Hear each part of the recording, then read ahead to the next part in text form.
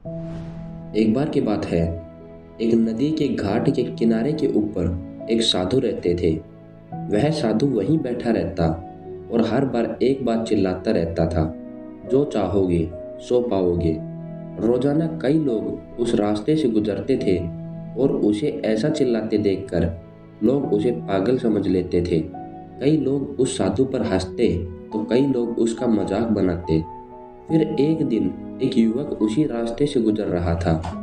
उस युवक के पास कोई काम नहीं था, वो बेरोजगार था। कहीं से उस साधु की आवाज उस युवक के कानों में पड़ रही थी और वो साधु अब भी वही चिल्ला रहा था, जो चाहोगे सो पाओगे, जो चाहोगे सो पाओगे। यह सुनकर युवक साधु के पास गया और उससे पूछा कि क्या सच में मैं जो चाहूँगा वो मुझे मिल जाएगा? क्या आप सही में मुझे दे सकते हो? इस पर साधु ने कहा कि सबसे पहले तुम्हें ये बताना होगा कि तुम क्या चाहते हो। तब युवक ने कहा, बाबा मैं चाहता हूँ कि मैं एक बड़ा हीरो का व्यापारी बनूं। क्या आप मेरी इस इच्छा को पूरा कर सकते हैं? तब साधु ने कहा, जरूर, मैं तुम्हें दो चीजें देता हूँ। इसमें एक हीरा है और एक मोती है।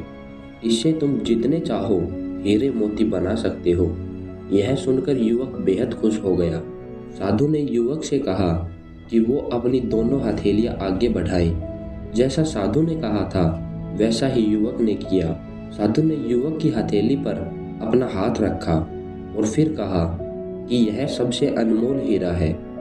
इससे तुम जितने चाहो उतने हीरे बना सकते हो। यह हीरा समय है, इसे मुट्ठी में जकड़ कर रखना, इसे कभी भी हाथ से निकलने मत देना। फिर साधु ने युवक की दूसरी हथेली पर मोती रखा और कहा कि अगर किसी भी काम में समय लग रहा हो तो इस मोती को धारण कर लेना।